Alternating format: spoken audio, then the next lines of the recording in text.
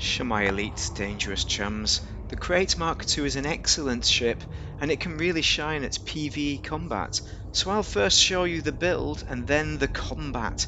We can also discuss material gathering through combat too if you really want. The Krait Mk2 is a combat orientated ship, so you need to do a combat orientated build. This is a PvE combat build. We've got lightweight alloys, heavy duty, you want deep plating on there as well. Power plant is a 7A G3. Thrusters, this is important, never put anything less than a 6A on it. Dirty drive tuning, drag drives as well, because it handles terribly without it. And if you're coming out of a Vulture, an FDL, or even a Python Mark II, you're going to notice that this is much worse performance than those ships, but it's still good enough for combat, so that's why you need those. Mass Manager, increased range, FSD. I've got a 5A. You could choose a 5D because it's combat, you don't need to jump, but I do need to jump, that's why I've got it on.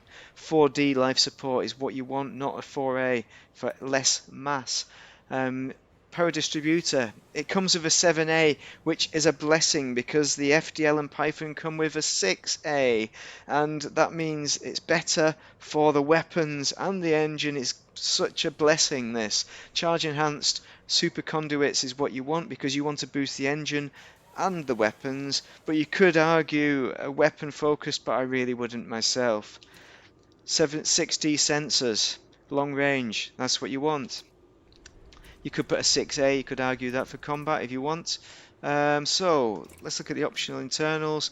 Bi-weave shield generator, you want thermal, not reinforced, but this is the only one I had in stock, but you do want the fast charge no matter what you pick. Shield cell banks, yes, there we go, boss cells. Utilities to go along with that, you've got a heatsink launcher for the shield cell banks. You want the pre-engineered for 4, I've got 3 though, which is okay. Shield cell booster, you want this one, resistant augmented thermal block, the same with that, but that's double brace because that's what I had in stock. Skill warrant scanner, fast scanner is what you want for that one, an A class. Right, fighter hangar, what fighter have we got in? We've got the Gelid, gimbaled, and we've got the gimbaled beams, because the manual beams don't work with NPCs so well anymore for some reason. I don't think that's been fixed yet, so that's why we've got gimbaled beams, and that's nice. It's a good fighter. It's got good kind of handling for a high level crew member. Don't put a novice in that. Put a novice in the Condor instead, because they're going to smash it. Right, let's have a look. Hull reinforcement package. Now we've got 2 hull reinforcement packages on this. Now I've got another build I should tell you about, which is for gathering materials after blasting ships. Check my description, I'll put the build for both in there. And that is more of a build for a multi-role as well. You could use that as a multi-role. Now I've got hull reinforcement, heavy duty, deep plating is what you need. Also you want a 3D of the same variety rather than this Guardian one, but the Guardian one is the best I had, which is why I chose the Guardian. Sure, you lose a little bit on the power plant, but I figure I've got the power overhead for it. Module reinforcement package, I got the Guardian variety again because it's better than the standard, because it's a 3D, but you can put a standard in there as well, of course. This little cheeky here, fuel tank, you're going to need that for the weapons that we've got on board, so you can take that out if you don't need it. It's also useful for the SCO for doing boosts, but I tend to not do boosts while I had the thingy on board because my weapons use the fuel tank.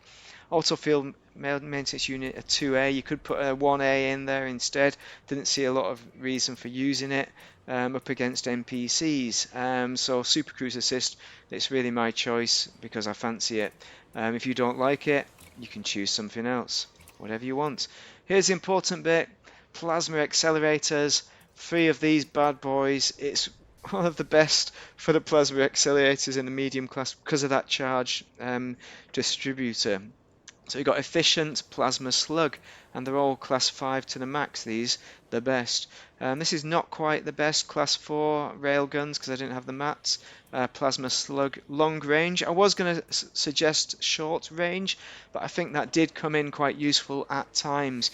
But you could put the short range on those. And now if you're new to it and not used to manual targeting, then I would suggest getting the beam lasers, and for those you want the long range thermal vent in those 2 slots there.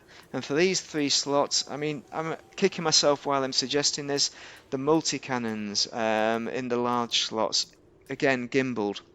And before doing the engineering on those, I'd suggest you take it out for a run, because I had problems targeting with those gimbaled up there for some reason. So just to make sure it's just not me.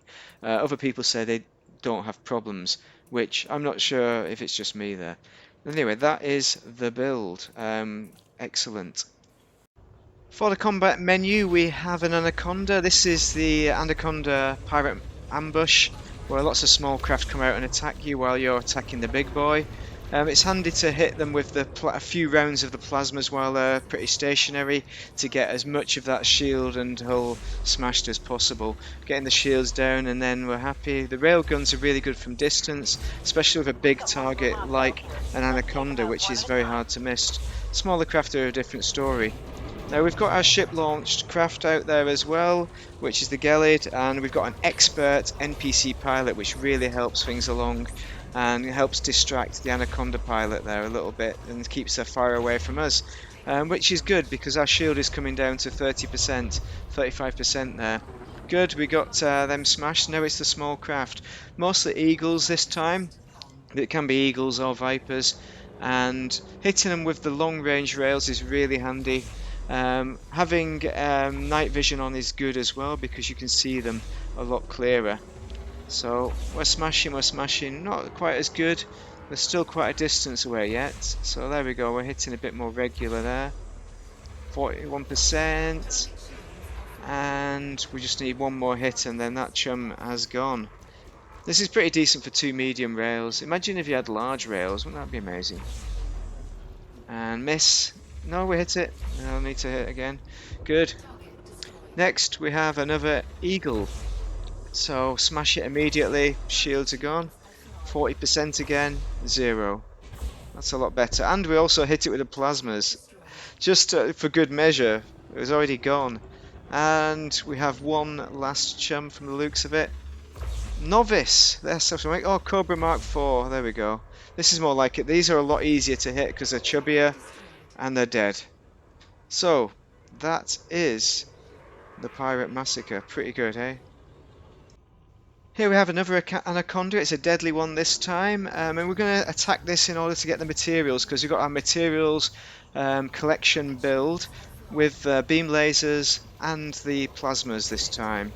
Plasmas finish it off nicely, and then once it explodes we'll be able to check out how many materials there are, and we'll throw out our collector limpets and our repair limpets to get ourselves fixed up. But if we had a shield booster, we wouldn't have needed to repair in the first place.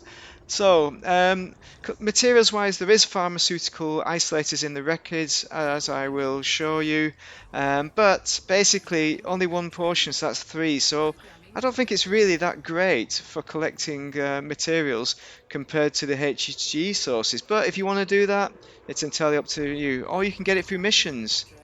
So what about the materials for missions? Well, first off, we'd better sack our pilot, because we don't want them getting any money from this. Okay, so mission board, go to the mission board and completed missions. What we have is materials there. We have Technetium, rarity grade 4, 20 units. Unfortunately we have loads of them already, so we can't collect them because we're already full. So collect 20 million without that chum of ours taking their cut. And next we have a bit better proto-radialic alloys, 12 units at rarity grade 5. Let's have a look at some other missions. So you get the military grade supercapacitors there, they're quite a tricky one to get, 12 of them. And another one is biotech conductors, 20 units. There's some good stuff in here. Combat is a fun way to gather materials, and the Krait Mk2 is an ideal ship for it. You don't have to focus entirely on combat, you can build it as a miner. It's excellent for AX too. I hope this highlights why you want to own this ship. But if you do have any suggestions or builds, then drop them in the comments. But thank you very much for watching, and have a most excellent day.